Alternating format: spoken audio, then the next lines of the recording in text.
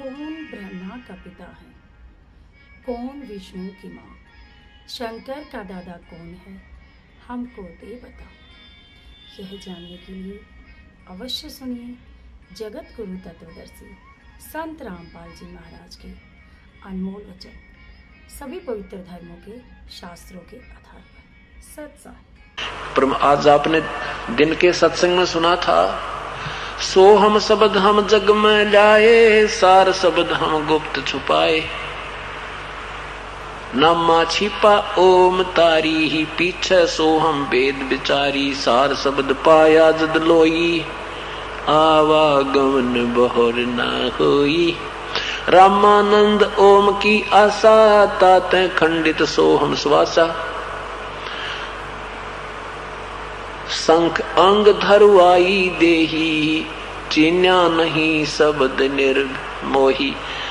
के न जाने कितने शपथ शंख बार रामानंद जी ने जन्म हुए और वो केवल ओम नाम जाप करते थे, इसलिए उसका दूसरा मंत्र वाला जो श्वास खंडित था, जब वास्तव मंत्र मिला तो फिर कहते हैं उसका बेड़ा पार हुआ।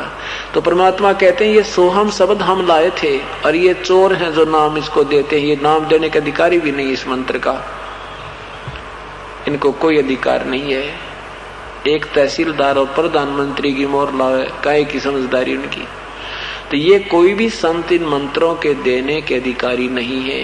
क्या बताते हैं, सो हम शब्द सही मिले मन बोरा रे। इसके बाद आगे वेद अपार समझ मन बोरा रे। उस मंत्रों का ओम और तत् ये दोनों मंत्र जाप हों, फिर उसके सिमरण की विधि का तरीका ठीक हो, उसके बाद कहते हैं बहुत बड़ा भेद एक सार नाम का और है। जहां ज्ञान ध्यान की गम नहीं मन बोरा रे। सुरत नरत नहीं जावे समझ मन बोरा रे। कोट प्राणी ध्यान धरे मन बोरा रे। उलट पड़े भो आय समझ मन बोरा रे। करोड़ों ध्यान धरते हैं ये नकली साधना करने वाले, पूर्ण संत के तत्व भेद बिना ये साधना जो करते हैं इन मंत्रों की, कहते हैं उल्टे फिर आकर गिरते हैं इस 84 लाख योनियों में समझ मन बोरा रे। सिर साटे का खेल है मन बोरा रे। वो सूड़ी ऊपर से जो समझ मन बोरा रे। जहाँ शंख कोट रवि झोलमल मन बोरा रे। नूर जहूरम तेज समझ मन बोरा रे। जहाँ पर शंख करोड़ों शंख कोट यानी शंख करोड़ वहां पर सूर्य का प्रकाश है। टिकट पहुंचती है तो वहां ऑटोमेटिकली अपने आप ऐसी जोर की। नानक दादू अगम अगादू, तेरी जहाज खेवट सही। सुख सागर के हंस आए, भक्ति ही रंबर उर धरी। कोटि भानु पर काश पूर्ण, रोम रोम की लारे है। अचल अभंगी है सतसंगी, अवगत का दीदार है। धन सत्य गुरु उपदेश देवा, 84 भ्रम मेटहि। तेज पुंज तन देह धर कर, इस विधि हमको बैठही। शब्द निवास आकाश वाणी, यो सतगुरु का रूप है। चंद सूर ना पवन पानी, न जा छाया धूप है। रहता रमता राम साहेब, अवगत अलह अलेख है। भूले है पंथ विटम्बवादी, वो कुल का खाविंद एक है। रोम रोम में जाप जप ले, अष्ट कमल दल मेल है। सुरत निरत को कमल पठावो, जादी ही पक बिन तेल है। हरदम खोज हनोज हाजर तिरवणी के तीर हैं। दास गरीब तबी बसत गुरु बंदी छोड़ कबीर हैं। हरदम खोज हनोज हाजर तिरवणी के तीर हैं। दास गरीब तबी बसत गुरु बंदी छोड़ कबीर हैं। क्या बताया कि गैबी ख्याल विशाल सतगुरु अचल दिगंबर थीर हैं। गैबी ख्याल यानी ये एक विशेष विचार है, गुप्त विचार है, इनको कोई नहीं समझ सकता। और अचल दिगंबर थीर हैं वो परमात्मा पूर्ण ब्रह्म सदा सथाई अर्थात अविनाशी हैं। और वो हमारी भक्ति को भाव को बनाए रखने के लिए, सत भक्ति को यहाँ बनाए रखने के लिए, इस कारण से भक्ति के हेत भक्त हेत अपनी प्यारी आत्माओं के लिए यहाँ पर आ जाते हैं। और कायाधर आए, जो वास्तविक शरीर है परमात्मा का, उसको हम चरम दृष्टि से नहीं देख सकते। उसके ऊपर एक ओवरकोट हल्के तेज पुंज का बनाकर परमात्मा इस विधि हमको मिलते हैं, ऐसे हमें आकर मिलते हैं। कायाधर आए वो अविगत सत कबीर हैं। अविगत जिसको कोई नहीं जानता, वो अविनाशी सत कबीर, हक्का कबीर, अल्लाह कबीर, वो पूर्ण परमात्मा अविनाशी कबीर हैं। नानक दादू अगम अगाधू और तेरी जहाज खेवट सही। इन महापुरुषों को भी, श्री नानक साहिब जी को, श्री दादू साहिब जी आदि को भी उसी परमात्मा ने पार किया। और उस सुख सागर के हंस आए भक्ति हीरंबर उर्धरी। कोटि भानु प्रकाश पूर्ण, करोड़ सूर्यों का प्रकाश रोम रोम की लार है। अचल अभंगी है सत्संगी, ये अवगत का दीदार है। उस परमात्मा का ऐसा दर्शन है। धन सतगुरु उपदेश देवा 84 भ्रम मेट ही। और तेज पुंज तन दे धर के इस विध हमको भेंट ही। धन है वो परमेश्वर जो आप ही सदगुरु बनकर आए और हमारा इस संसारिक जन्म मृत्यु के चक्कर से हमारा झंझट मिटा दिया। उन्होंने वास्तविक ज्ञान दे दिया। शब्द निवास आकाशवाणी। शब्द निवास, शब्द का अर्थ समझो अविनाशी तत्व, यानी परमात्मा वहां अविनाशी रूप में, सथाई रूप में, अविनाशी रूप में रहते हैं। और आकाशवाणी उनकी ये अमृत वाणी ही उनका अब यहाँ स्वरूप समझो। उनके दिए हुए विचारों को उन्हीं का आदेश समझो। जैसे ये कवर है अंदर हमारा एक शरीर का, इसमें से जो हम बोल रहे हैं ये इसके अंदर सारा हमारे जो इसमें था वो सारा बाहर आ गया। तो ये जो वाणी बोल रहे हैं उनके विचार हैं, बाकी ये 5 तत्वों का पुतला था। तो ये जो उनकी अमर वाणी है ये उन्हीं का रूप, उन्हीं का आदेश, उन्हीं का वास्तविक संकेत समझो। रहता रमता राम साहेब अवगत अलेख है। और गुल्ले पंथ विटम्बवादी, विटम्ब ये डोंगी, वादी माने ये वाद विवाद करने वाले, अपने अपने थ्योरी बनाकर, सिद्धांत बनाकर, पुस्तकें बनाने वाले, ये सब भूले पड़े हैं सब पंथ। वो तो एक ही सबका पति है, एक ही मालिक है, खाविंद है, कुल का खाविंद एक ही है, वो परमात्मा कबीर है। रोम रोम में जाप जपले अष्ट कमल दलमेल है, अर्थात अपनी भक्ति को बढ़ाओ, श्रद्धा बढ़ाओ, प्यार बढ़ाओ प्रभु में। एक समय ऐसा आएगा जब आप सिमरण करोगे या परमात्मा की कोई याद आएगी, आपका रोम रोम कांपने लग जाएगा। रोम रोम में एक सरसराहट होगी अंदर से, ऐसी एक जो है ना हिलोर सी उठा करेंगी, एक थ्रिलिंग सी होगी सारे शरीर में। वो ऐसा जाप बहुत ज्यादा जाप के तुल्य होता है। ऐसा जाप जो होता है जिसमें स्मरण करते समय एक आध बार कभी कभी और रोंग रोंग खड़े होने लग जाएंगे, तो वो आपके इतने जाप के तुल्य हो गया। 3.5 करोड़ रोमकूप माने गए। तो एक ही ऐसा जो जाप होगा तो इतना जाप आपका काउंट हो जाता है। फिर कहते हैं सुरत नृत्य को कमल पठाओ, रोम रोम में जाप जपले अष्ट कमल दलमेल है। 7 कमलों का ज्ञान है, मूल कमल, स्वाद कमल 2, नाभि कमल 3, हृदय कमल 4, 5वां कंठ कमल, 6वां त्रिकुटी और 7वां सहस्रार कमल। वो अष्ट कमल दल 8वें कमल में वो सतलोक में परमात्मा का मिलन होगा। हृदय हरदम खोज हनोज हाजिर त्रिवेणी के। फिर के सुरत नृत्य को कमल पठाओ जहां दीपक बिन तेल है।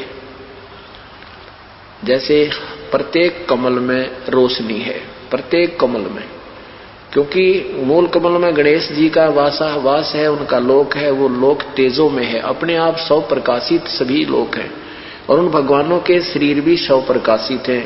तो उस कमल को जब दूर से हम देखेंगे, जैसे कोई वस्तु आप वहां 10-20 आप लाइट इकट्ठी जगा दो बिल्कुल थोड़े थोड़े समय स्थान पर बल्लभ, तो दूर से देखेंगे वो प्रकाश पुंज दिखाई देता है। निकट जाएंगे तो पता लगेगा ये तो 1-1 फुट की दूरी पर काफी बल्लभ लगे हैं। तो ऐसा जब दूर से देखते हैं तो वहां कहते हैं वो उसमें उस कमल में बगैर दीपक के ही, उस दीपक में बगैर तेल के रोशनी है, अर्थात उसका कोई व्यवस्थक नहीं है, तो वो अपने आप जल रही है, वो ज्योत जल रही है, वो चमक दिख रही है आपको। तो कहते हैं हरदम खोज सुरत नृत्य को कमल पठाओ जहां दीपक बिन तेल, हरदम खोज हनोज हाजिर त्रिवेणी के तीर।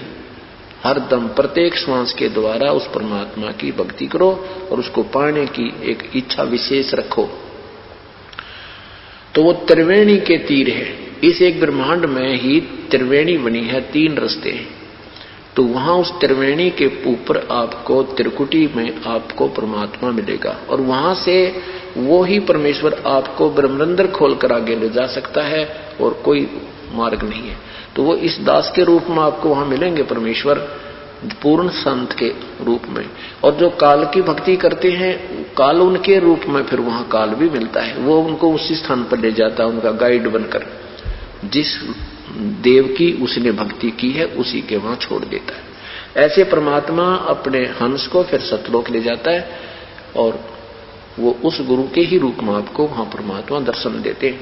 इसी पर कारण इन संतों ने गुरु का ही रूप भगवान मान लिया और उस वास्तविक परमात्मा से उच्च परिचित नहीं हो पाए।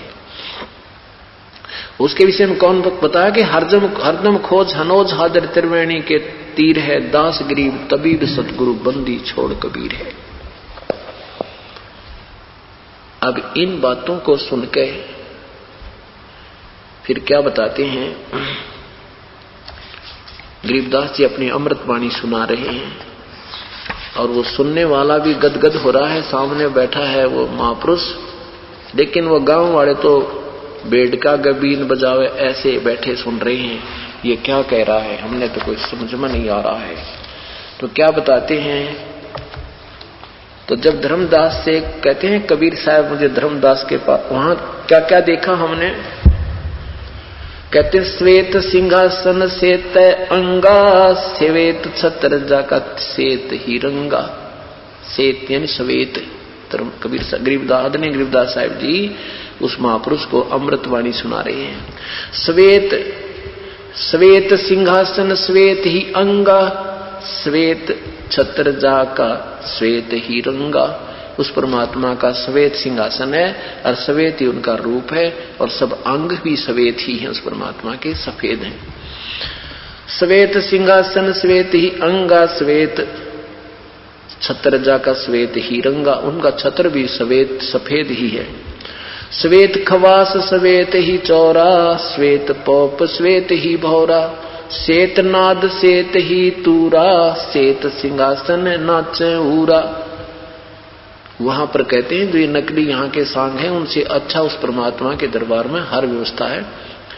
फिर क्या कहते हैं कि श्वेत नदी जहाँ श्वेत ही वृक्षा, श्वेत चंदन जहाँ मस्तक चर्चा।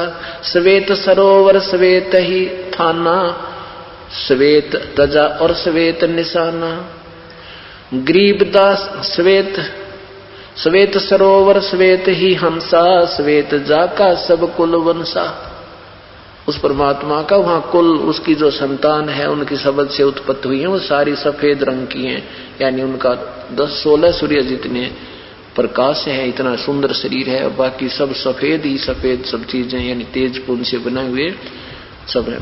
वहां सवेत सरोवर सवेत ही हंसा, सवेत जाका सब कुल बंसा, सेत मंदिर चंद्र ज्योति, सेत माणक मुक्ता मोती, सवेत गुमट वहां सवेत ही सथाना, सवेत ध्वजा वहां सवेत निशाना, गरीब दास ये धाम हमारा, सुर नर मुनि जन करो विचारा।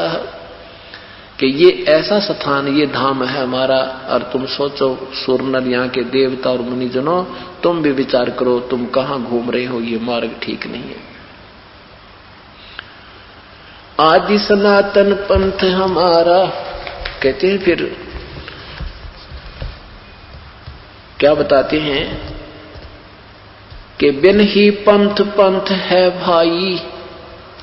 अब वो पूछता है कौन, गोपाल दास, कि वहां कैसे जाया जा सकता है महाराज।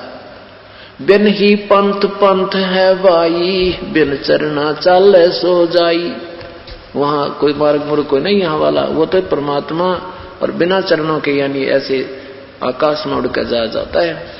बिन ही दे धरे जा ध्याना, देह न गे न पिंड न पराना, पिंड ब्रह्मंड वाका नहीं बानी, बाक नहीं बानी, मन बुद्धि सेती अगम निशानी, अलफ इलाम गाम ने गेहा, गगन मंडल में जुड़िया स्नेहा, एता इलम जो दिखलावे, सो सतगुर साचा कहलावे, गरीब दास मन धरे न धीरम, अधर धार पंथ बाट कबीरम। इस परमात्मा की वाणी, तो हमारी बातों पर कोई डटता है कोई ना, हमारे इस बातों पर विश्वास नहीं करता, उस परमात्मा ये धीर नहीं धरते, नहीं किसने सुना है, हमने तो सहस्रार कमल से आगे कोई सुना ही नहीं है। तो कहते अधर धार वो बाट कबीरम, परमात्मा का जो बाट यानी रास्ता बहुत आगे है। क्या कहते हैं, कह कबीर पुरुष वरियम, गरीब दास एक नौका नामम, एक नाम की नौका जो पार करेगी, मेरे कबीर परमात्मा ने मुझे ये बताई। तो कहते कौन सा मार्ग है प्रभु के पाने का। आज सनातन पंथ हमारा, जानत नहीं ये संसारा, पंथों बीच पड़ा है बैदा, पंथों से ती पंथ अलैदा, बेखों बीच पड़ा है बैदा, सठ दर्शन सब खटपट होई, हमरा पंथ न पावे कोई, हिंदू तुर्क कदर न जाने, ये रोजा ग्यास करें ढंगताने, दोनों दीन यकीन न आशा, वो पूर्व व पश्चिम निवासा, दहु दीन का छाड़ा लेखा, उत्तर दक्षिण में हम देखा, गरीब दास हम निश्चय जाना, चारों कोट दसों दिस ध्याना। कहते क्या बताना चाहते हैं आदरणीय गरीबदास साहब जी कि हमारा तो आदि सनातन पंथ है, हमारा सबसे पुरातन, जिस मार्ग को कोई भी नहीं जानता, सृष्टि भी ना रची थी, उस समय का ही यही मार्ग है, यही साधना है। सृष्टि रचने के बाद इन लोगों ने अपने मनमुखी सिद्धांत बनाकर ये पंथों में बहदा है, यानी कितने पंथ हैं, सबके विचार न्यारे न्यारे, इनके मंत्र न्यारे न्यारे, इनकी थ्योरी अलग है। ये कहे ऐसा भगवान, कोई कहे ऐसा नहीं, कोई कहे शिव जी पूर्ण, कोई कहे विष्णु पूर्ण। कहते हैं बेखों बीच पड़ा है बैदा, सठ दर्शन सब खटपट होई, हमरा पंथ न पावे कोई। सठ दर्शन ये संत जो है तीनों गुणों के उपासक, ये सारे विनाश को प्राप्त होते हैं, इनको रास्ता ठीक नहीं मिला, और हमारा पंथ हमारे बिना कोई पा नहीं सकता। कोई कहता है पूर्व में मुंह करके नहीं बैठे मुसलमान, कोई कहते हैं दक्षिण की तरफ मुख करके नहीं बैठे, हिंदू कहते हैं साधना कर दक्षिण की तरफ मुख नहीं करना चाहिए। उधर रावण हुआ था, तुम रावण से इतने डरते हो, कमाल की बात है, मुंह बिना करे इधर कोई बात है यार। तो और कोई कह पश्चिम में ऐसे मुंह नहीं होना चाहिए, कोई कह पूर्व की तरफ। कहते हैं हमने तो भगवान सब स्थान पर देखा, किसी तरफ ध्यान करो, किसी तरफ बैठ कर उसकी याद करो, उसकी याद हृदय से कीजिए तो सफल हो गया, अन्यथा इन बनावटी दैने बाने में कुछ नहीं रखा। अब इन बातों को सुनकर और वो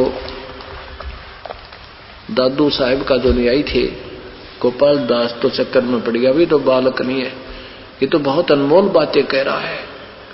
तो उसने कहा कि गांव वालों, ये बावला को नहीं, ये पागल नहीं है, पागल तो तुम हो गए, तुम समझ नहीं सके इस अमृतवाणी को।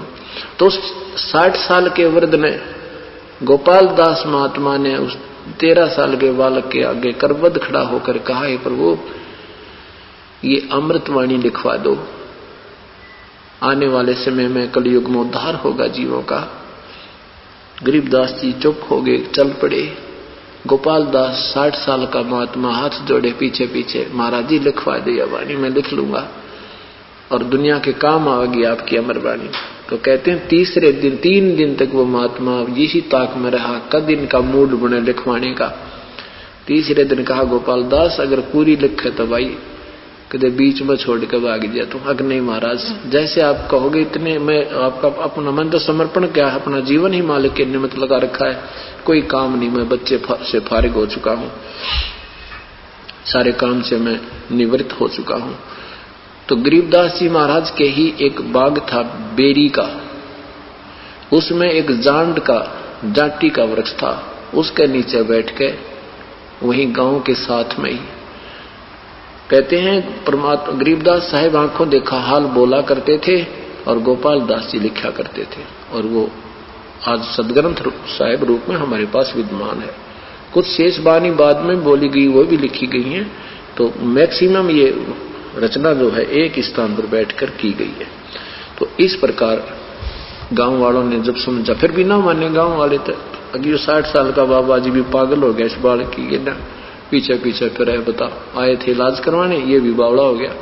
तो हमारी इतनी ही वृत्ति, हम इतना ही ज्ञान जानते हैं, क्योंकि इस रहस्य को वही जान सकेगा जो परमात्मा से परिचित या उसका कृपा का पात्र होता है।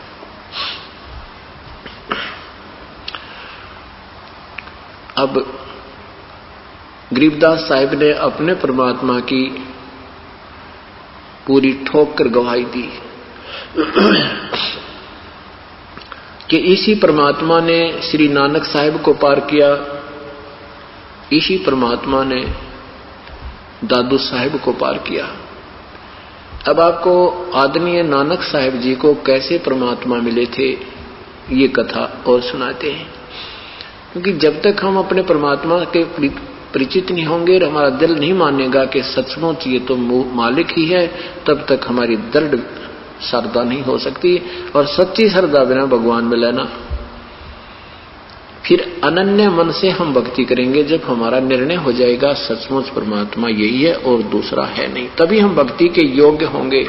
इसी प्रकार गीता जी में लिखा कि अर्जुन, जब तू नाना प्रकार के भ्रमित करने वाले शास्त्रों से हटकर तेरी बुद्धि एक ही तत्व ज्ञान पर रुक जाएगी, उस समय तो तू साधक होगा, तब तो तू योगी होगा, तब तो तू भक्ति के योग्य बनेगा, तू डगमग नहीं होगा, फिर अनन्य मन से ढंग से लग जाएगा। आदरणीय नानक साहिब जी का जन्म सन 1469 में हुआ। कहां हुआ? पश्चिमी पाकिस्तान, पहले सारा हिंदुस्तान ही था, उसमें तलवंडी नामक एक शहर है, वहां पर श्री कालूराम मेहता खत्री के घर पे आदरणीय श्री नानक साहिब जी का आविर्भाव हुआ। श्री नानक साहिब जी की कुछ पहले की हिस्ट्री कहानी सुनाते हैं।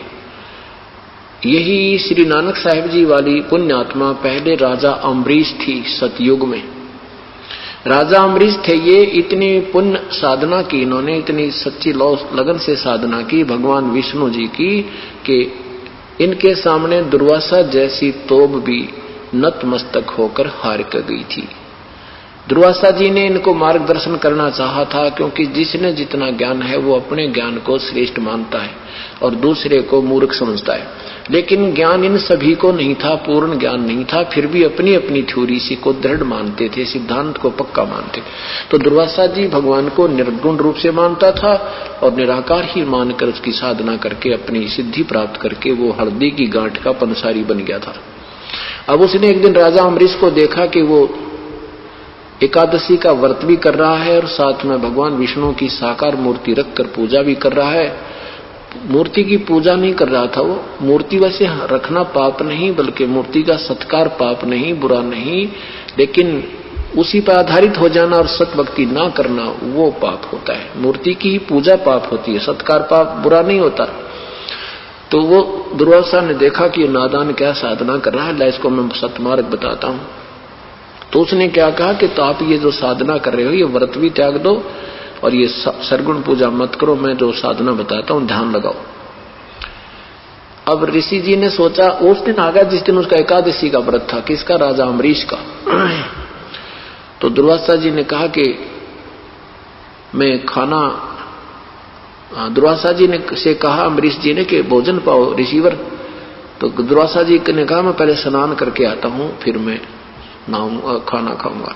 तो उधर से क्या जिसने जो गुरु बना रखे थे अम्बरीश राजा ने, उस गुरु ने बताया कि एकादशी का व्रत को इस समय से पहले पहले खोलना होता है, उसमें केवल जल आहार करना होता है। तो ये जल आहार तो इस समय करना है तूने। तो उसने जल आहार कर लिया ऋषि दुर्वासा के आने से पहले। और व्रत नहीं रखते थे राजा अम्बरीश, वो वैसे उसका तरीका कुछ और होता है, जैसे संयम करते थे।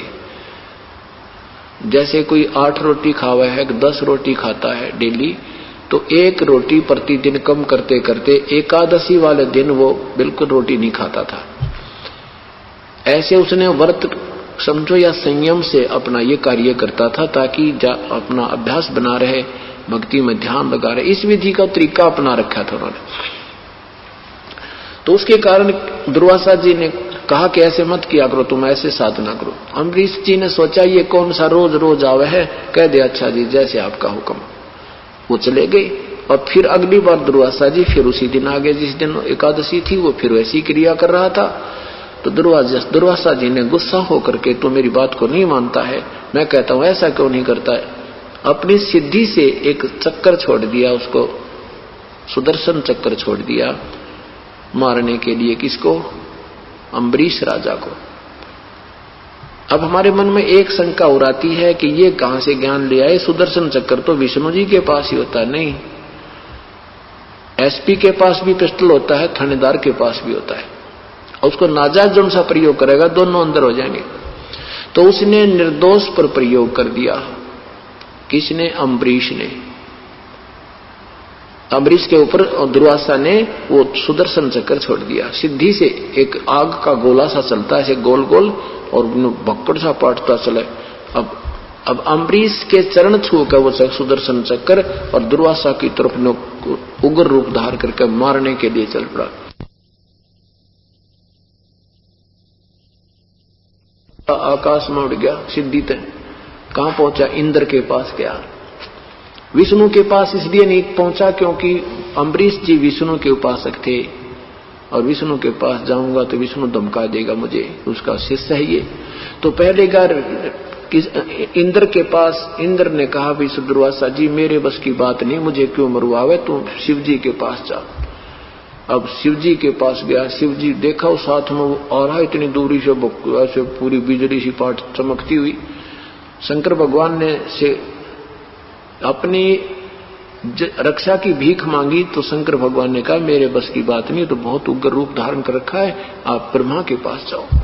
ब्रह्मा के पास क्या? ब्रह्मा जी बोले मेरे बस की बात नहीं स्वामी जी, आप विष्णु जी के पास। अब मरता क्या नहीं करता, विष्णु जी के पास क्या। जब विष्णु जी के पास पहुंचा तो वहां क्या देखा कि वो इतनी दूर खड़ा हो गया सुदर्शन चक्र, अम्बरीश बात कर रहा है, और वो एक विष्णु जी से बात कर रहे हैं, दुर्वासा याचना करे मुझे बचाओ भगवान, मुझे बचाओ भगवान। और वो सुदर्शन खड़ा खड़ा इंतजार कर रहा है कि अब क्या आदेश होगा। दुर्वासा को इतना यकीन हो गया कि वो रुक तो गया। तो भगवान विष्णु से कहा मुझे मेरी रक्षा करो। विष्णु जी ने कहा क्या आपने क्या गलती कर दी ऋषि जी? तब सारी कहानी बताई। तब विष्णु जी ने कहा ठीक है आप अपनी भक्ति करो, ये बाई फोर्स नहीं लगाना होता, किसी को जबरदस्ती करना पाप होता है। आप ज्ञान दो, आपका ज्ञान मानता है तो वो माने, नहीं मानता तो करता रहे, जबरदस्ती मत करो। और वो एक बात सुनो मेरी, वो ये ड्रामा नहीं कर रहा जो तुम सोच रहे हो, न वो व्रत करता है न ही वो मूर्ति की पूजा करता है, वो तो संयम करके ध्यान लगाता, भक्ति करता है, और उसकी साधना बिल्कुल सही है जो मेरे लेवल की है। वो पाखंड नहीं कर रहा जैसे आपकी धारणा है। तो अब जाकर के उसके चरणों में वही अक्षमा याचना करो, वही अक्षमा करेंगे तो ये तेरी जान बचेगी, ना तो मेरे बस की बात है।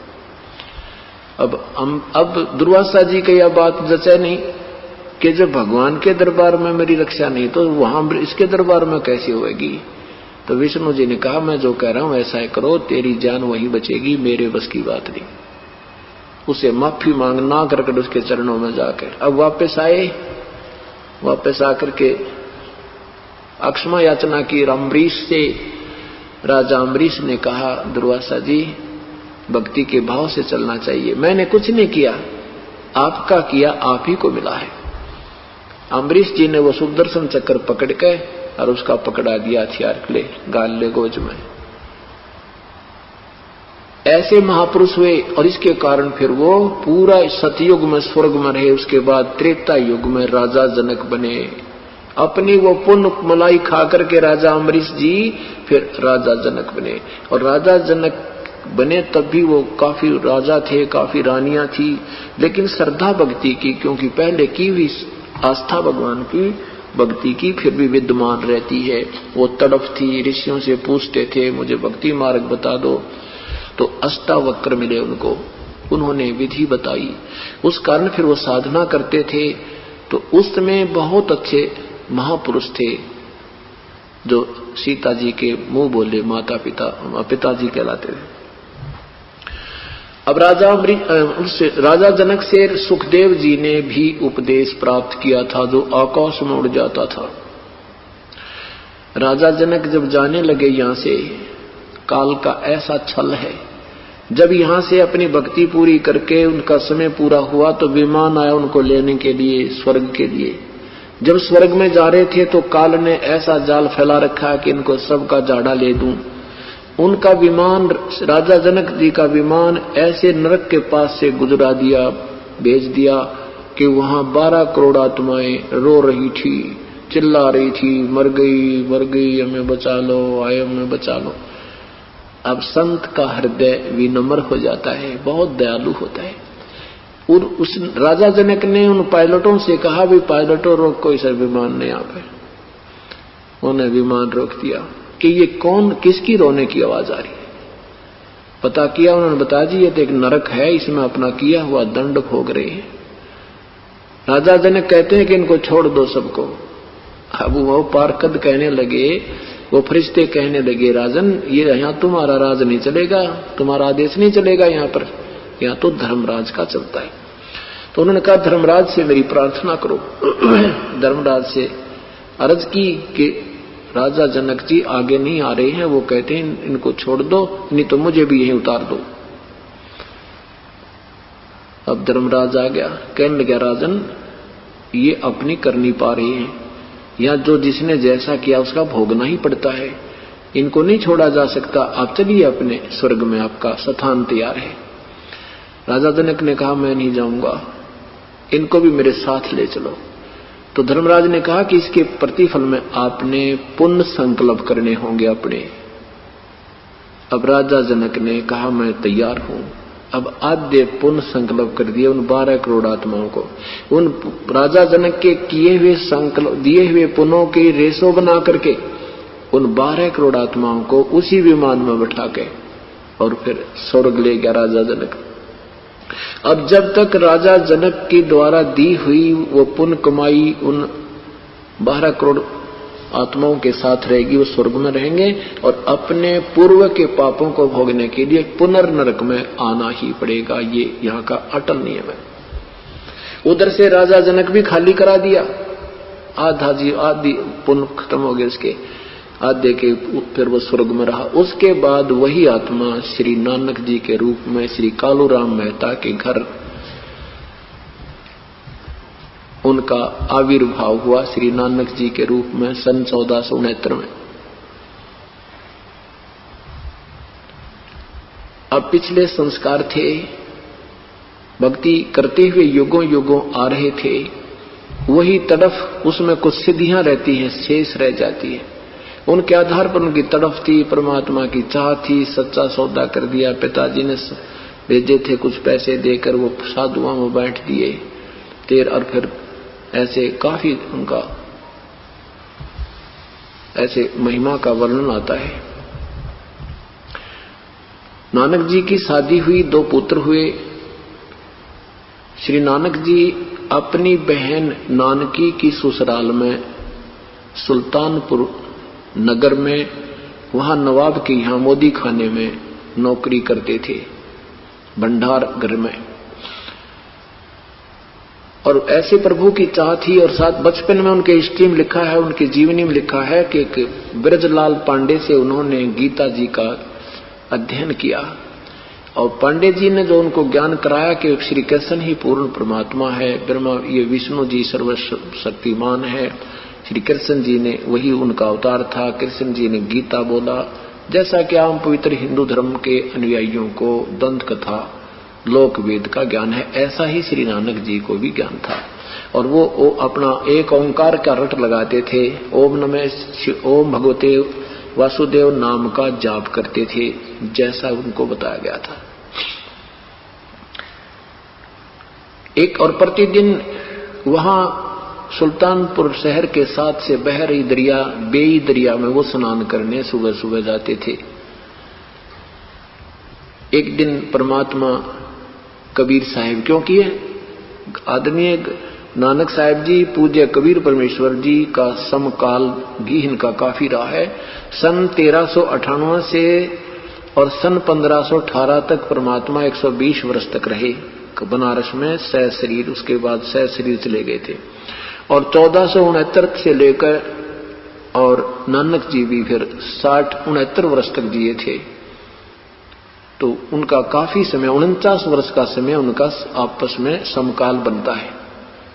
तो एक जिंदा महात्मा का रूप बनाकर उसी बेई नदी के ऊपर प्रकट हुए, जहां पर श्री नानक जी सुबह सुबह स्नान करने जाते थे।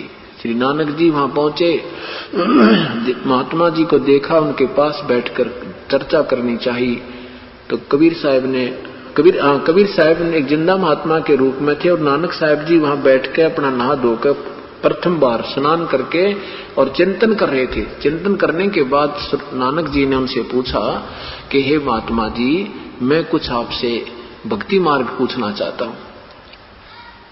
कबीर परमात्मा ने कहा श्री नानक जी से कि हे महात्मा जी, मैं आपसे कुछ भक्ति मार्ग पूछना चाहता हूं। मैं सब जगह भ्रम भटक लिया, मुझे मार्ग नहीं मिल रहा। अब श्री नानक जी ने सोचा भी जब ये मुसलमान साधु और ये ऐसी मेरे से पूछ रहा है, तो उन्होंने पता था कि जैसे अपना ज्ञान होता है कि मुसलमानों को भक्ति मार्ग का ज्ञान नहीं है, और हमारी गीता जी में श्रेष्ठ ज्ञान है, मैं इसको समझा दूं, इसका उद्धार हो जाएगा। श्री नानक जी ने कहा कि बैठ जा जिंदा, तेरे भाग उदय होगे।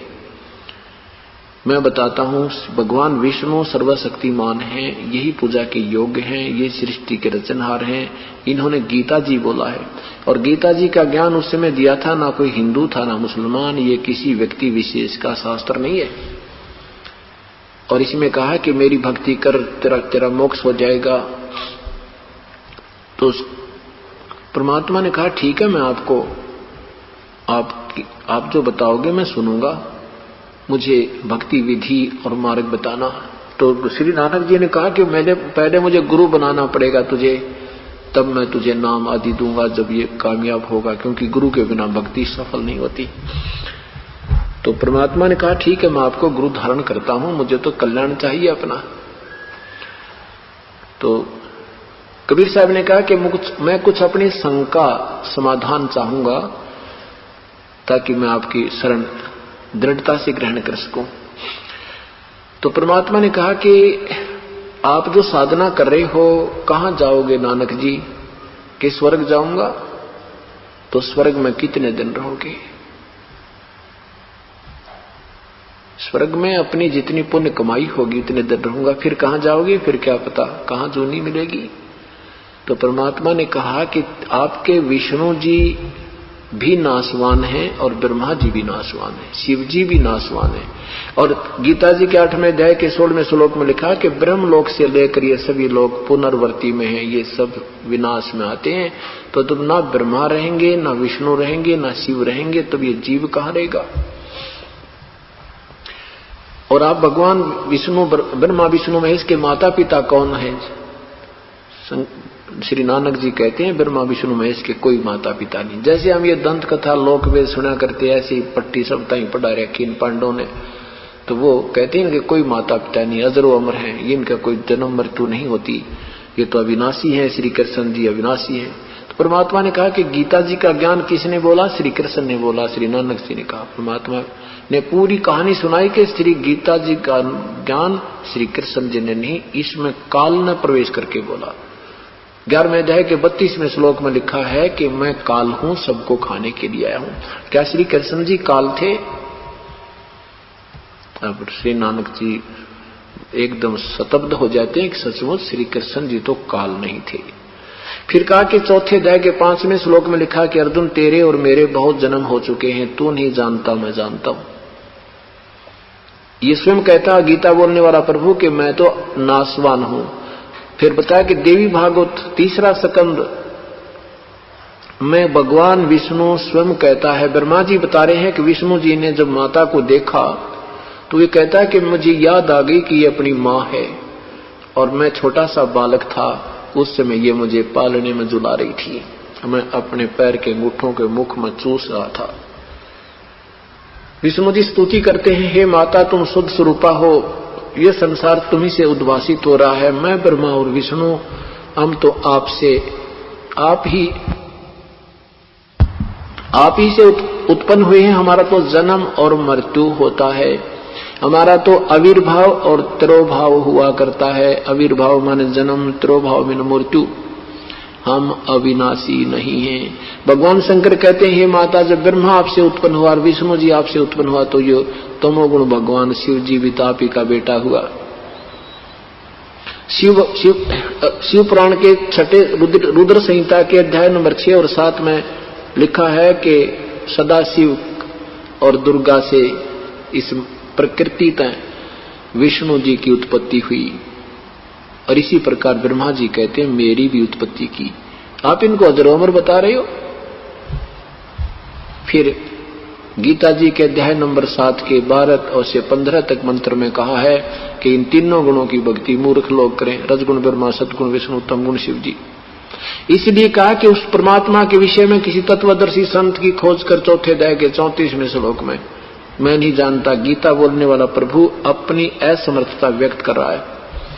और 15वें अध्याय के 4थे श्लोक में कहा कि तत्वदर्शी संत की प्राप्ति के उपरांत उस परम पद परमेश्वर की खोज करनी चाहिए, जिसमें जाने के बाद फिर पुनः लौटकर संसार में नहीं आते, उनका जन्म मृत्यु कभी नहीं होता। वो तेरे भगवान को पता नहीं और ना वो आपको पता, तो आपका मोक्ष हो ही नहीं सकता। 18वें अध्याय के 62वें श्लोक में कहा कि हे अर्जुन तो सर्वभाव से उस परमेश्वर की संबंधा जिसकी कृपा से तू परम शांति और शाश्वत स्थान सतलोक को प्राप्त होगा। और मैं वही परमात्मा हूँ और मैं उसी का अपना ही सत संदेश लेकर आया हूँ। मैं वो तत्वदर्शी संत हूँ, मैं भगवान हूँ। अब पहली बार कोई ये बात सुना तो कुनीन कैसी कड़वा मुंह होता है। अब नानक जी कहने लगे जिंदा तू ज्यादा मत बोले और तू आपको ज्ञान ही नहीं है हमारे शास्त्रों का, तू क्या जाने, कभी देखा ना, तेने गीता उठा कर देखी नहीं, ज्यादा मत बोले। तो परमात्मा उठकर चल पड़े। उनकी वार्ता सुनने के लिए वहां स्नान करने वाले 10-20 व्यक्ति और बैठ गए। तो बाद में नानक जी से पूछा कि ये कौन था नानक जी जो आपको गुरुजी कर रहा था, क्योंकि परमात्मा ने जिस भी प्यारी आत्मा को शरण में लिया है उसको अपने को तो एक जीव कहा है, उनको एक भगवान और संत कहा है। ऐसे धर्मदास साहिब को बोला था।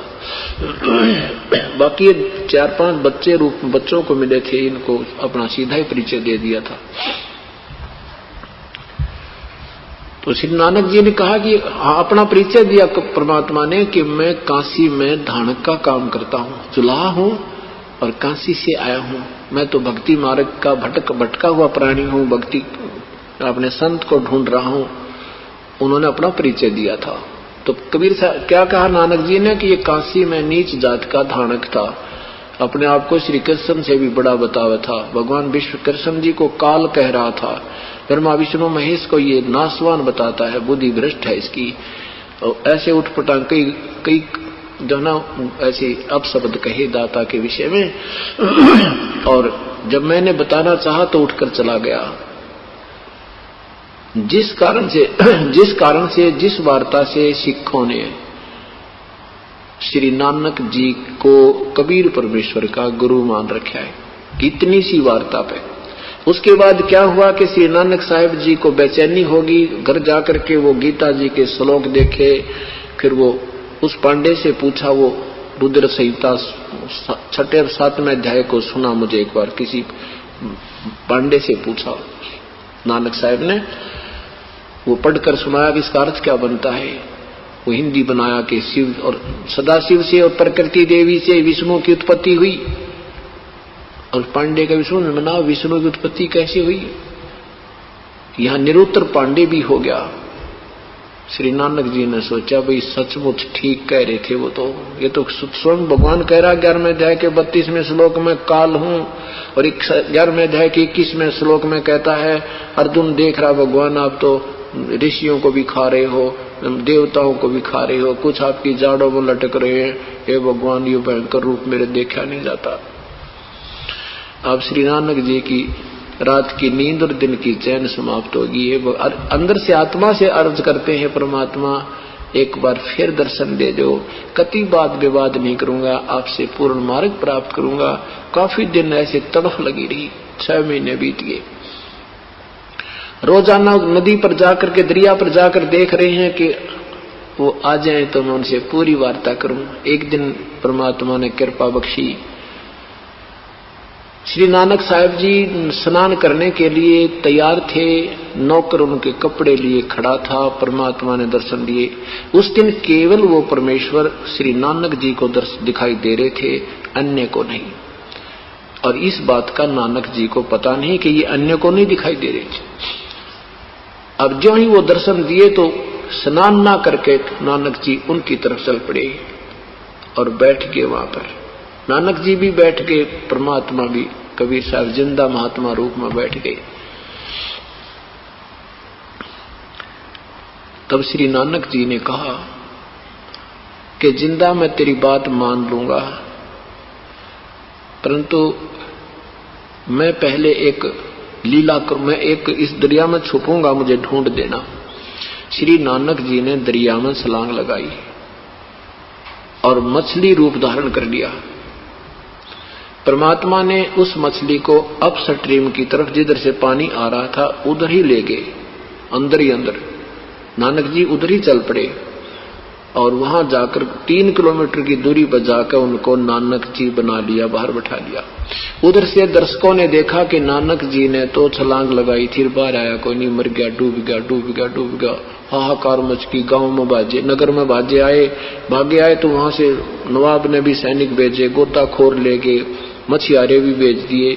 वो ढूंढ रहे हैं डाउन स्ट्रीम में, जिधर नहर का पानी बह रहा था, और वो बैठे अप स्ट्रीम में, जंगल में जा बैठाए। फिर वहां पूरी कहानी सुनाई, सृष्टि रचना सुनाई। परमात्मा कहते हैं जो जन मेरी शरण है ताका हूं मैं दासे, गेल गेल लाग्या फिरूं जब तक धरती आकाश। हम इन्हीं 4 युगों में जन्म नहीं हुए, ना जाने कौन से जन्म में ये प्यारी आत्मा श्री नानक साहिब जी परमेश्वर की साधक रही थी, जिसके कारण अब भी उसकी भक्ति की तरफ थी। और जैसी वो साधना कर रहे हो वेदानुसार, वो पुण्य स्वर्ग में खाकर वापस आ रहे थे, फिर जा रहे थे, फिर आ रहे थे। जैसे रात्रि में आपने श्री महावीर जैन जी की हिस्ट्री सुनी थी, ये हम सबकी सतिथि ऐसी ही है जब तक वो पूर्ण परमात्मा का वास्तविक मंत्र और विधि नहीं प्राप्त होगी। अब श्री नानक जी ने कहा ठीक है जिंदा, तेरी बात में दम है, लेकिन मैं जब मानूंगा अपनी आंखों देख लूं। अब देखो, आज तक आपके अतिरिक्त किसी ने कोई ज्ञान नहीं दिया ये, और एकदम विश्वास होना मेरे बस की बात नहीं।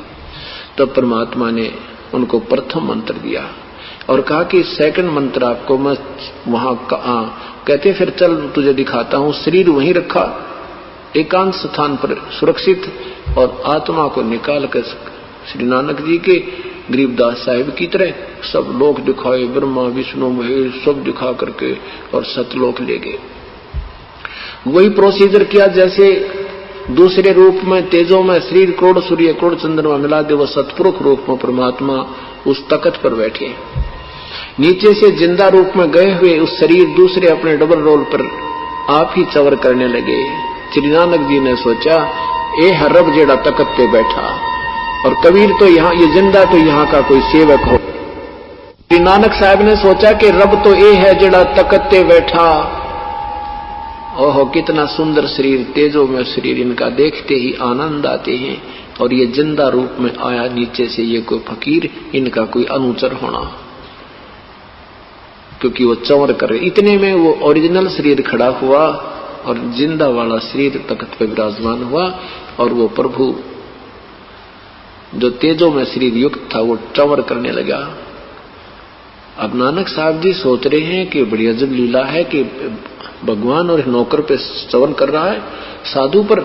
इतने में वो शरीर उसमें समा गया, अकेले जिंदा रह गई। वो नीचे से गया हुआ शरीर की वेशभूषा, जिस वेशभूषा में थे वो ज्यों का त्यों बैठे हैं। चंवर स्वयं सेवा कर रहा है ऑटोमेटिक। अब श्री नानक जी ने कहा, हे भगवान आप ही मालिक हो, आप मेरे लिए इतना कष्ट पाया आपने। हे परमात्मा मेरे से बहुत आपके विषय में ऊट पटांग बातें निकल गई, क्षमा करना मुझे। अब श्री नानक जी से परमात्मा ने कहा कि तुम मेरे बच्चे हो, और तुम्हें काल ने वहां डिवाइड कर दिया। अब हिंदू और मुसलमान तुम दो बना दिए, और इस काल का जाल है नानक जी, क्योंकि इस काल का और मेरा वचन हुआ था। इसने कहा था कि कलयुग में जीव तू कितने ले जाना वापस, और सतयुग में उससे पहले मत ले जाना। संत रामपाल जी महाराज से जुड़े रहने के लिए God is one, Kabir is God channel को सब्सक्राइब करें। सत साहिब, सत साहिब।